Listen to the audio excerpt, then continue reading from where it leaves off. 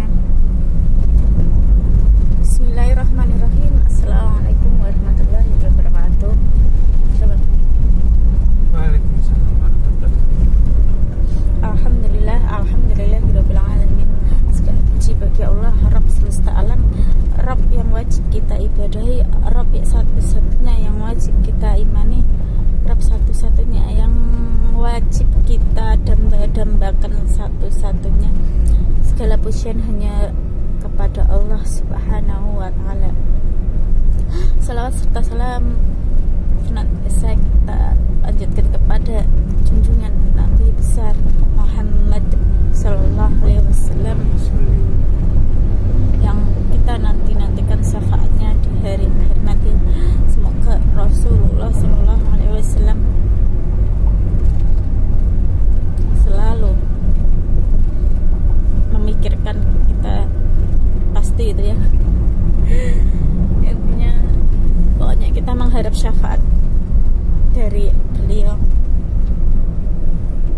seorang utusan Allah yang selalu kita panuti, walaupun kita tidak sempurna beliau, namun Allah tahu maksud kita tanpa kita akan jelaskan ke sesama.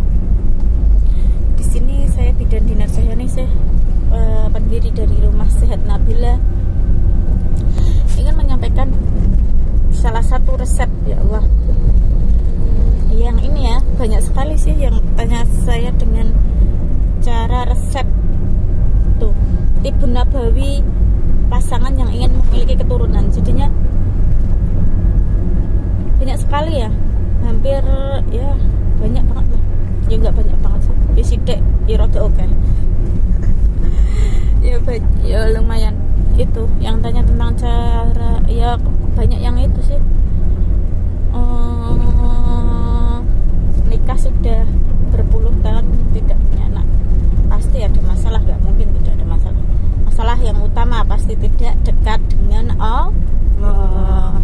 Yang kedua, tidak percaya Muhammad sallallahu alaihi wasallam adalah panutan kita. Maksudnya jadi gini, ya tahu, biasanya gini, tahu Allah tapi tidak menjalankan perintahnya, tahu Rasulullah namun juga tidak menjalankan sunnah-sunnahnya. Satu itu. Yang kedua, tahu Allah, menjalankan perintah Allah, tidak menjalankan sunnah-sunnah Rasulullah. Tuh. Intinya tahu Allah, tahu Rasulullah, neng ora paham, kurang paham ilmunya. Tuh. Kan ilmunya soalnya banyak sih, nggak cuma satu. Jadi kita sudah gini, saya sudah mengikuti resep JSR ini kok belum, ya berarti ada sunnah yang ditinggalkan ya. Biasanya ini untuk yang lemu-lemu, yang gemuk. Banyak, kata dokter Zaidul Akbar itu, banyak makan makanan sampah ya. Banyak makan makanan sampah, seneng ngemil sing gak jelas, seneng ngemil sing marki tapi ora enek gizi nih. Jadilah letudemu lemu itu. Kalau umat Rasulullah ya nggak umat ya, sahabat-sahabat Rasulullah nggak mau kalau seumpamanya mempunyai bawahan yang lemu itu, tidak mau. Pokoknya harus six pack, kayak petinju, pokoknya angkatan kayak gitu kebanyakan do six pack. Aku yakin, pokoknya 100% yakin, mesti ambilnya dari Al-Quran dan hadis. Ya enggak Mas, menurutmu ora? Betul ra? Kamu biyen tau, pengen kuwi tau jadi angkatan kan? Iya, tapi biar oh masya Allah. Ya suami saya dulu ya pengen menjadi angkatan, ngasih daftar pengira Mas 9 kali sampai daftar 9 kali. Just neng gagal kabeh karena aku ngerti wong mbiyen nakal ra Mas? Nakal. Orang ngerti ilmune dan nurut wae bayar larang-larang neng ya kuwi akhire gagal karena ora cedak dan panutan kita Rasul dan ora percaya panutan kita Rasul ya gitulah kira-kira. Jadi ya gagal terus ngasih pengsong. Aku percaya wong ora deket Allah. Neng percaya dukun ora mesti golek dukun. Aku percaya. Padahal dukun adalah makhluknya musyrik sama dengan musyrik. Karena Allah memang tidak mau didoakan ya. Allah itu satu. Allah itu Masya Allah berdiri sendiri. Dia tidak mempunyai nafsu.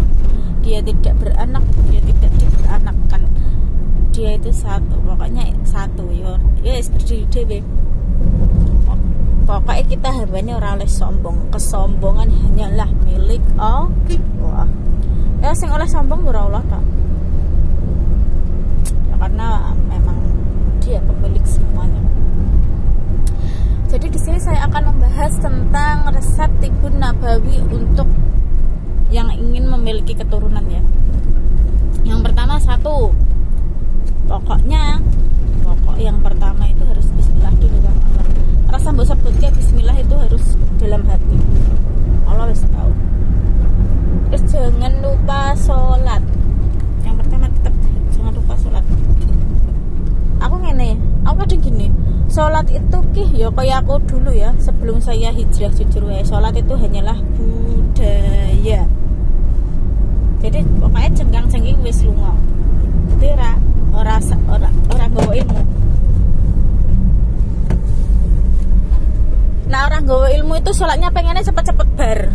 Itu tanda-tanda gebak syai. Harus diperbaiki. Nah, Rasulullah menyebutkan seperti ini.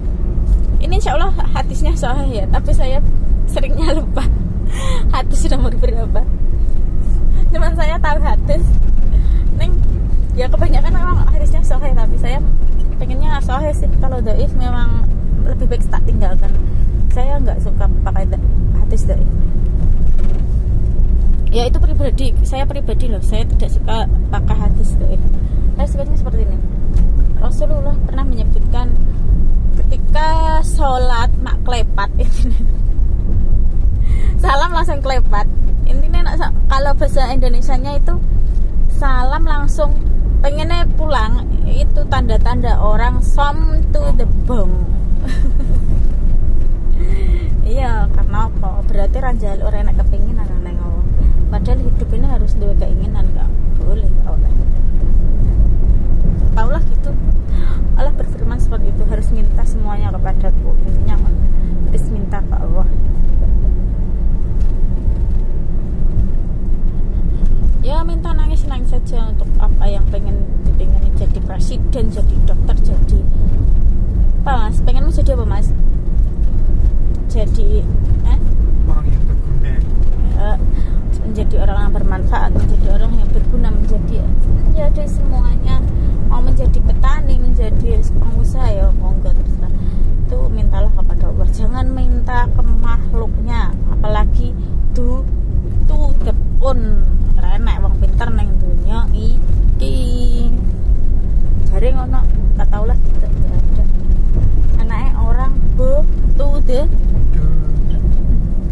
berarti ngono. Sing neng gone wong ngaku pinter wit bodoh banget neng gone ya contohnya aku biyen rasa ado-ado intine ya aku dewe, aku sendiri, aku tidak mau menjelekkan siapa-siapa. Saya pernah seperti itu. Ya alhamdulillah rabbil alamin masih diberikan kesempatan oleh Allah untuk lebih dekat kepada Allah, untuk mempelajari ilmu-ilmunya yang mungkin kalau saya inginnya di kebidanan saja ya itu sesuai dengan ilmu pertama saya kuliah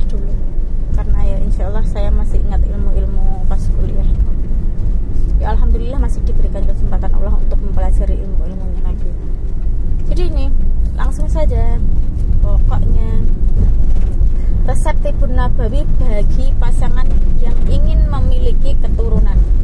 Yang pertama, tetap ya, dalam Islam ada anjuran untuk memohon keturunan kepada Allah Subhanahu wa Ta'ala. Karena itulah kita berikhtiar dengan doa sekaligus menjalani terapi kesuburan. Namun bagaimana terapi kesuburan itu di dalam Tibun Nabawi? Kaum muslimin, muslimah yang ingin memiliki keturunan, berikut ini adalah beberapa langkah-langkah yang tentunya langkah ini bersumber dari Al-Quran dan hadis dari Rasulullah Sallallahu Alaihi Wasallam. Yang pertama yaitu di antara langkah-langkah untuk mengobati kesuburan tentunya adalah doa. Yang pertama tetap harus doa ya. Doa dan juga harus usah untuk ngotak neng omah ya ora entuk apa-apa ya, tetap harus mencari sumber terpercaya. Ini sumber penghidupan nang dunia iki. Ya dari buminya Allah, dari tanahnya Allah.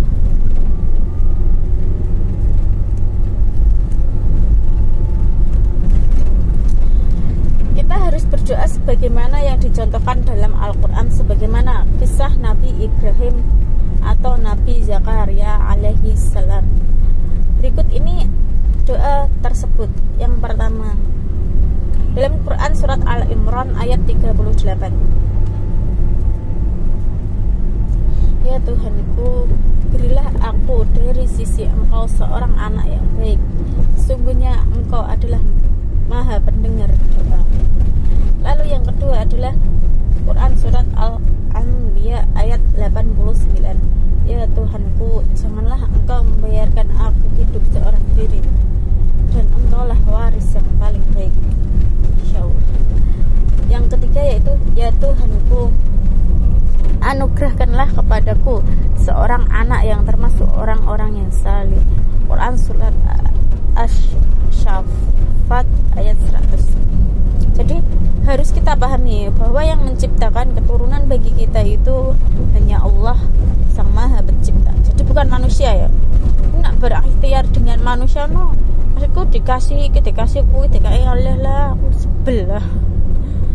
Ya sudah, manfaatkan alamnya Allah, ya udah, terus sunnah-sunnahnya ditegakkan gitu ya. Jadi rasa ada terus mangano sing ijo-ijoan gitu. Godong-godongan. Namun nak mangan godong-godongan kok saya rasa gini, berarti detoknya kurang maksimal, karena yang hijau ini menaturalkan. Ini kayak menetralkan dari sing putih dan yang coklat kayak gitu. Jadi ini detik abu-abu, menjadikan abu-abu dari yang putih dan coklat. Kalau menurut saya gitu. Nah, kayak gitu. Kayak cuman ini tok. Nak wis penak iki wis gari kuwi ngono lho. Gari minum sing ijo gitu.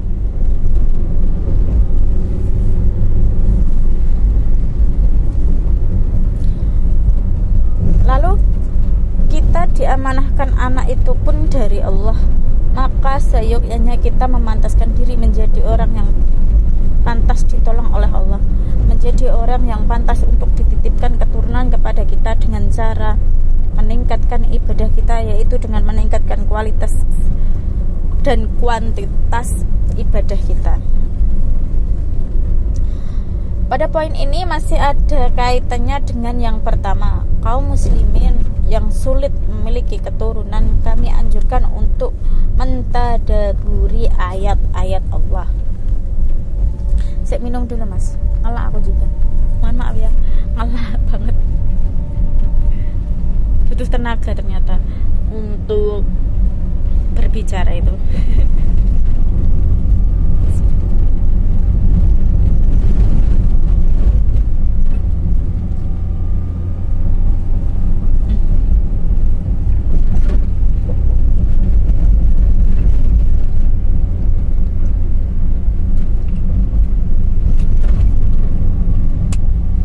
Sesuai dengan di Al-Quran, di sini untuk saya menggunakan sumber dari Dr. Maiti, spesialis opsi.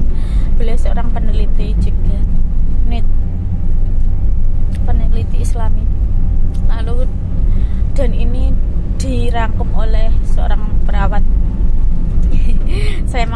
jiplak dari beliau Rosalina IG-nya. Quran surat Nuh ayat 10-12. Maka aku katakan kepada mereka, mohonlah ampun kepada Tuhanmu, sungguhnya Dia adalah Maha Pengampun. Niscaya Dia akan mengirimkan hujan padamu dengan lebat dan membanyakkan harta dan anak-anakmu, dan mengadakan untukmu kebun-kebun, dan mengadakan pula di dalamnya untukmu sungai-sungai. Dalam ayat tersebut kita dianjurkan agar banyak beristighfar, kemudian dianjurkan mengambil manfaat hujan sebagai mana ayat di atas, yakni dengan cara mandi hujan. Jadi gini, dalam surat Nuh, Quran surat Nuh ayat 10-12 itu kita dianjurkan untuk hujan, mandi hujan. Kalau saya rasa itu memang air hujan itu sangatlah mengandung keberkahan ya. Saya sering banget, ya nggak sering banget sih, hampir ya kalau ada hujan gitu saya mandi sekalian keramas kayak gitu. Lumayan kan, daripada aku nyanyo ngonek ke apa mas, menghidupkan sanyo. Saya lebih baik yaitu hujan-hujan wae ngirit, hujan-hujan karo keramas, sisan sabunan, pokoknya yang murah meriah gratis. Tuh, kalau jujur dinner kalau hujan-hujan jarang gembrepek, jarang awak meriang, itu jarang. Tanda-tanda banyak virus di dalam tubuh ya kuwi. Posidik meriang, posidik loro ya itu tanda-tanda gebak bakteri jatuh dehat. Intine kaya ya, syaitan kan jahat ya. Enggak tahu lah gitu kalau syaitan itu jahat. Tapi aja wedi karo syaitan. Apa wedi? Kan Allah.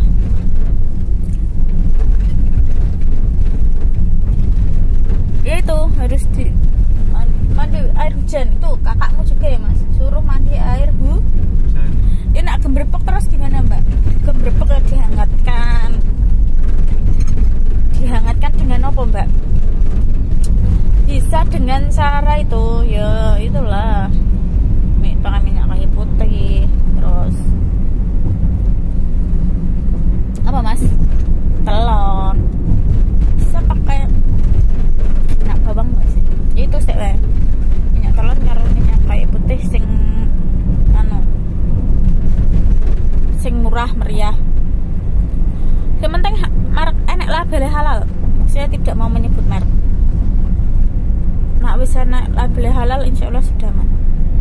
Sudah diteliti Majelis Ulama Indonesia. Udah ya, mandi dulu sesuai dengan Quran surat Nuh, mandi air hujan karena memang itu mandi keramas, kudu keramas sih pokoknya. Lalu mengapa demikian? Karena manusia adalah makhluk yang organik. Jadi gini, selain mandi adalah mengeluarkan bakteri-bakteri tenan jahat nih, tenan. Pokoknya nak gembrepek itu benar-benar nang awak banyak sekali bakteri jahat. Intine dorata wadus. ya tahu adus neng ya itu mungkin keresian.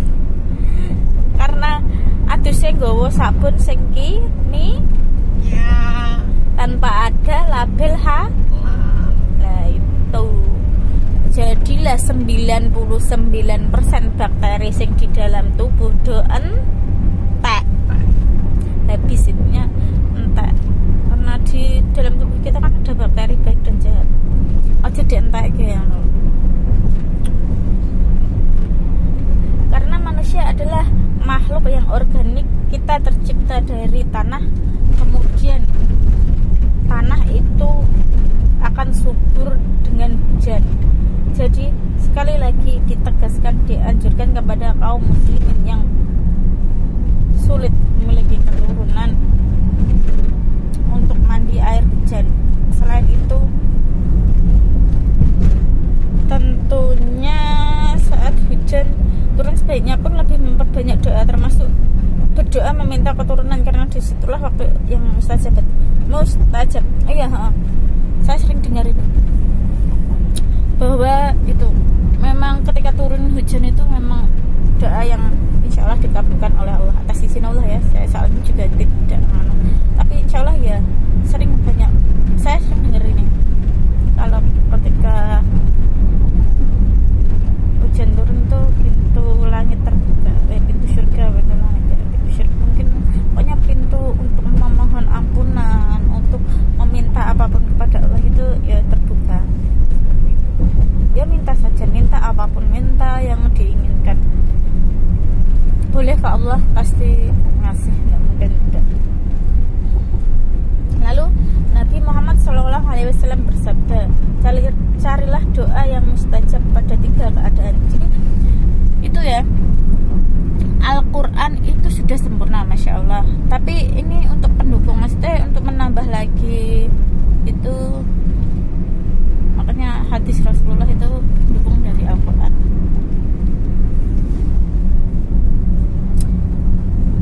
Lalu Rasulullah kan gini, carilah doa yang mustajab pada 3 keadaan: sepertiga malam, menjelang sholat dilaksanakan antara azan dan iqamah, dan saat hujan turun. Jadi ketika kita mau minta apa-apa ya sholat malam, menjelang sholat dilaksanakan antara azan dan iqamah, dan saat turun hujan. Ini menurut Syekh Al-Albani mengatakan bahwa hadis ini sahih. Lalu begitu juga terdapat hadis dari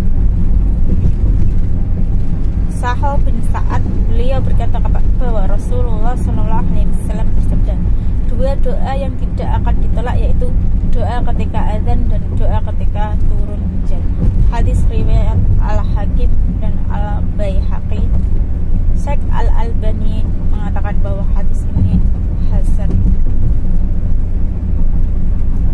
Lalu untuk yang kedua itu tetap ini berarti Masya Allah ada anjuran yang pengobatan yang untuk mengeluarkan racun detok racun banget intinya yang lemu itu terutama. Untungnya aku cilek. Berbekam secara teratur di mana ada titik-titik sunnah tertentu yang bisa menstimulasi hormon-hormon reproduksi tubuh serta memperkuat sistem kekebalan